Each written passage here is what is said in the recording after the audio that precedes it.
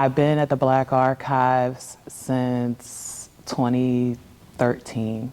I came to the Black Archives after working at another nonprofit that focused on maternal and infant health. And I was invited by the founder, Dr. Dorothy Fields, to do some volunteer work. I was voluntold into that position. I had previously worked as a journalist, so she was working on a project that required some writing, and I volunteered to do that writing. It was for the AT&T African American History Calendar. So I came to an event that the Black Archives did, and when I walked through the door, the first thing I saw was this giant cutout of my grandfather. And it was a picture of him at the radio station WMBM, which is now a gospel station, but it used to be a Black Affairs radio station. And I always knew that my grandfather had worked as a teacher, and he'd worked as a newspaper and you know, a journalist, but I didn't know that he was also into radio. And so that kind of like opened the door into me not only learning more about Miami's Black history, but also how connected my family was to Miami's Black history. The significance of the Lyric Theater to Miami as a whole is that the Lyric Theater was built in 1913, and it's the oldest performing arts theater, the oldest legitimate theater in Miami. It predates the Gusman Theater, which was built in the 1920s. And the Lyric Theater is one of the very few standing reminders of the Overtown, which was then called Colored Town, the heyday of that community. The Black Archives organization is an organization that has helped to preserve this space. We saved it from demolition. We've also saved several other significant spaces in Miami from their demolition, and we preserve Miami's Black history and provide information to the community so that they have access. Well, everybody on their own little micro level is curating their own collections, whether it be through their camera roll in their phones, whether it be through something that they're into that they're collecting. So everybody kind of already has in their mind of how you keep and try to preserve something that's important to you. So if you're interested in getting into preservation, you need to tap into what's happening in the communities around us. Just like in Overtown, you know, we've seen the Overtown community change tremendously throughout the years. And right now we're in what some people on some side of the tracks call redevelopment, some people call it gentrification, but either way, those are the systems that come through that can erase history if people who aren't passionate about preserving it don't stand up and either do what's need to be done to try to get those sites placed on a national register of historic places, to try to get funding to preserve them from demolition, or to connect with organizations like the Black Archives to put it on their radar for people who would, you know, lobby on behalf of those buildings. For me, I look at, you know, I'm not the youngest and I'm not the oldest person. I look at myself as a bridge that's connecting those people who were like our founder, who, you know, is still out in the community in her 80s, but I know that she's looking to the next generation to carry on and do the work that she was doing. I know that, you know, me being a middle-aged woman, although I'm still quite passionate about my work and I am unfortunately nowhere near retirement, the charge is on me to engage the next generation, those young people, to continue this work and continue the preservation work. So what I think is important is that we look beyond ourselves and we understand that one day our work is going to be done. And if the work that we're doing is important, we need to make sure that someone's here to continue it.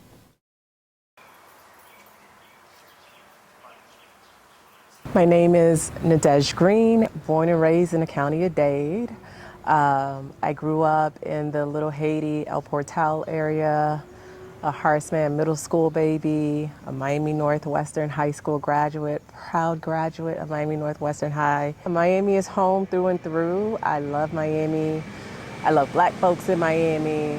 Both of my parents are from Haiti, so I am a first generation Miamian by way of Haitian parents. I am a writer, I am a researcher, a journalist, and creative, a curator. I'm a storyteller, right? At the heart of everything I do, it is storytelling and it is history. There are so many stories, right? I think some of the stories that have stuck out to me over time is one, Railroad Shop. Railroad Shop Colored Edition was a neighborhood that today would be considered like modern day Alapata, and that also like goes into what today is Hadley Park. This neighborhood was a black area that was encircled mostly by a white area. Many of the folks who worked there were workers on the railroad, black folks who worked the railroads, who built the railroads. And in the 1940s, the city of Miami and Miami-Dade County Public Schools gave into the request of the white neighborhood that surrounded Railroad Shop to kick out all of these black families on the strength of the fact that white families just thought they were getting too close, they were encroaching into their area. And in that era, the boundaries were blurred in some ways, but it was clear in others. And as a result of white residents wanting these black residents far away from them, the city of Miami and Miami-Dade County Public Schools worked together to say that they need to take this land, this black-owned land, for a public good. That public good was a whites-only school, a whites-only park, and a fire department. And as a result of that, these black families were displaced through eminent domain, and it was a precursor of what was to come in Overtown. And so it was Miami's first example of vast land theft by way of eminent domain and displacing black families. And, I always say like Broward and Miami were cousins. A lot of those families from Railroad Shop moved to Carver Ranches up in Broward, and even moved some of their homes on flatbed trucks, right, further north. So I think that is one Miami story that sticks with me, because one of the children who was put out in the rain that night that they came for the mass removal was Dr. Dorothy Bendross Mendengal, who I had the pleasure of interviewing about her story of being displaced by the Miami-Dade County School Board when she was a child out of her home. And all these years later, she now sits on the Miami-Dade County School Board, the very same entity that kicked her out of her home to build a whites-only school, which became Alapata Middle. And today, that school is named after Georgia Jones Ayers, also one of the families who was kicked out of Railroad Shop. So I think that is a very, that is one of the early stories and precursors of what was to come in Overtown when it comes to how eminent domain is used to take land from black folks and to displace black folks en masse. We all have a role to play as cultural memory workers. And I think starting at home really is where it is. Start close to you. Like, we have these beautiful family photo albums. I think many of us in our families have someone, typically it's a matriarch, but also sometimes it's the guys, especially with the videos, has an uncle who always came out with the video recorder and recorded everything. Finding out where those photos are in your family, where those VHSs are, videos, and even modern day our cell phone photos, and start pulling, we take so many photos, you don't have to preserve every single one. I think really it starts close to home. I think we have so many stories to tell. Like, if you live on 15th Avenue, you can be a 15th Avenue historian, right? If you live on 62nd Street, you could be a 62nd Street historian. If you have an interest in sneakers and fashion, right, you can solely focus on like the fashion archive. So there are so many moments to tap into that, and to read, to connect with other memory workers. And memory workers are not just archivists, they're not just folks who work in libraries, they are also playwrights. They are also dancers and choreographers. I think of the work of Alvin Ailey and Arthur Mitchell up in New York, and how, especially in the Ailey Company, they preserve the movements of the Black church in their choreography, right? So there are so many ways to preserve memory that isn't just the traditional archiving method, but it is like art. right? And so if you're an artist, like how are you tapping into history in your work? All of those things are completely valid and they are important tools for our histories to be preserved. And so I think tapping into the thing that you are strongest at, the thing that really makes you excited, and seeing where do I fit into this space and how can I have an impact. But again, I think starting close to home and making sure that our kids and their kids and their kids' kids, can find us in the future is important.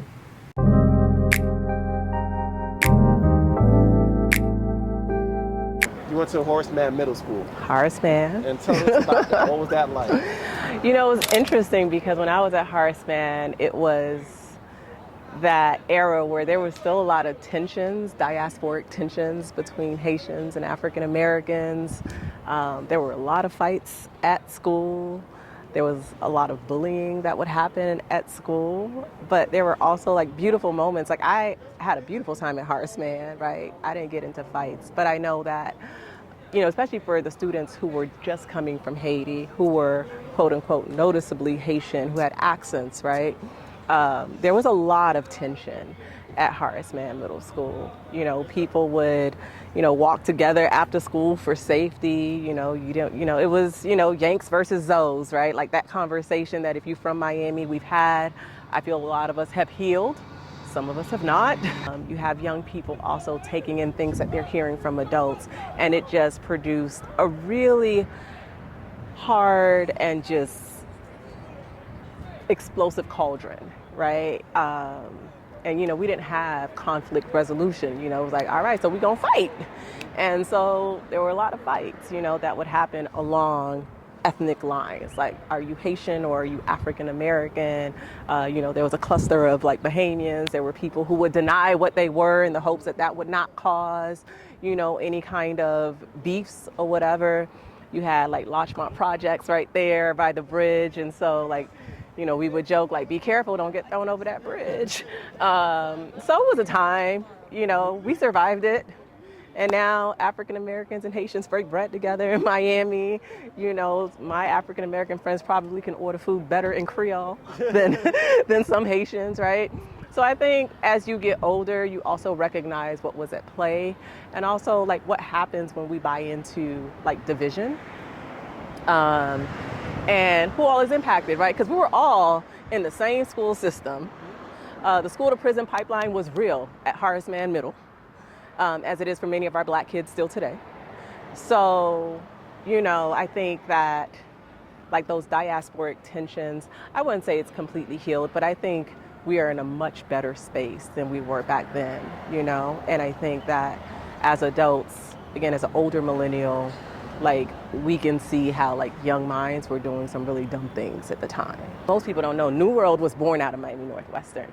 Miami Northwestern was the first dual enrollment program in Miami-Dade County Public Schools in secondary education, where you were learning arts conservatory style and you could do a dual enrollment with Miami-Dade College when PAVAC was formed in the 1970s. And because that model was so successful here, the powers that be looked around and was like, we should just create a whole model that's just this. And so comes New World School of the Arts. So, I have a lot of friends who went to New World. I'm a New World dropout, college edition. I went there for 1 year. I was a dance major at New World for 1 year. So like the Mighty Pigeons, I'm like, okay, Mighty Pigeons. I'm like, but you guys need to pay honor to the Mighty Bulls, because there is no New World without Miami Northwestern High School in Liberty City.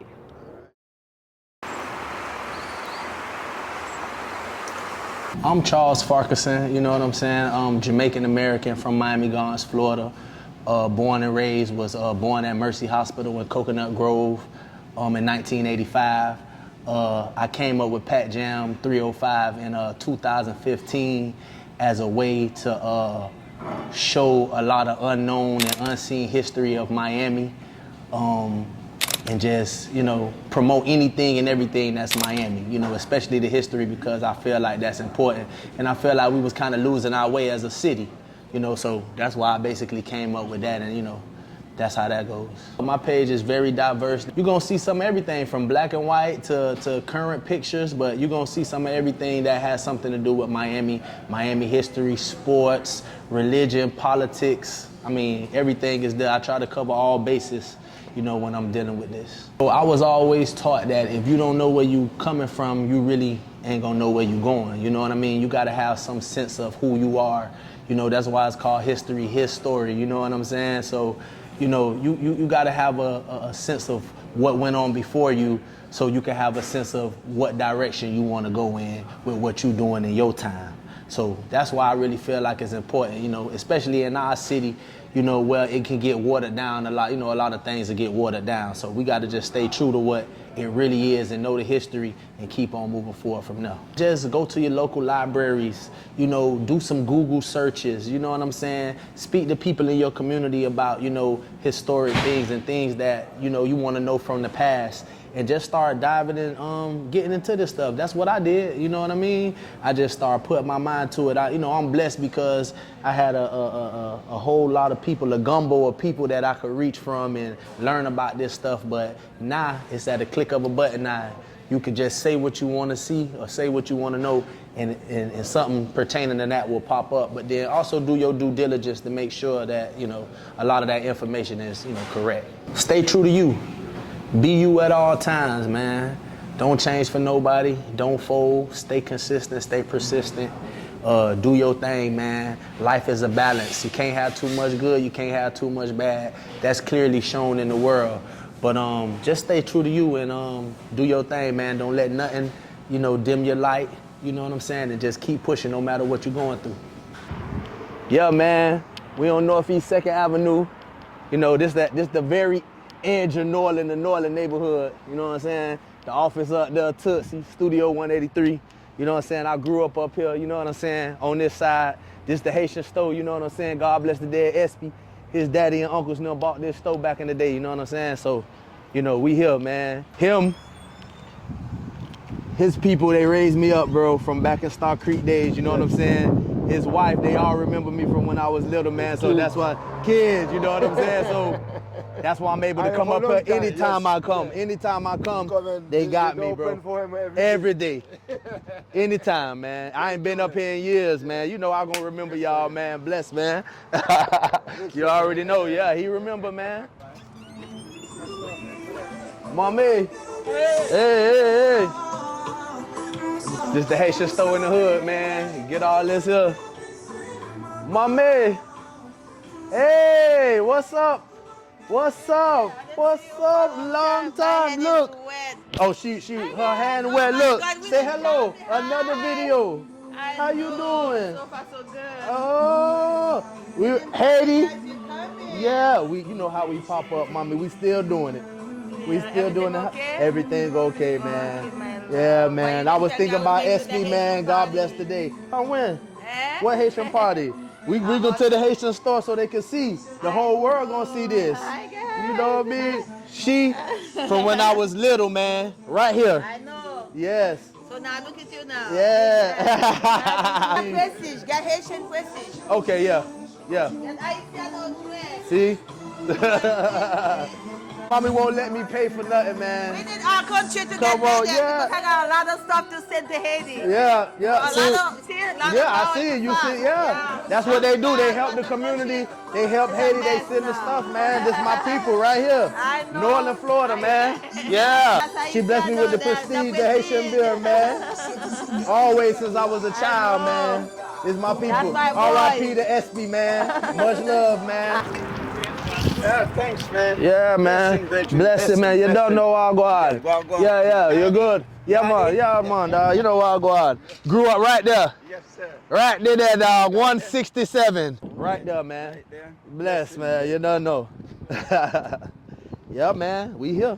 Y'all know what it is, man. Pat Jam 305, my side of town. You know what it is. Black Broward shot by leather. It's only gonna get better.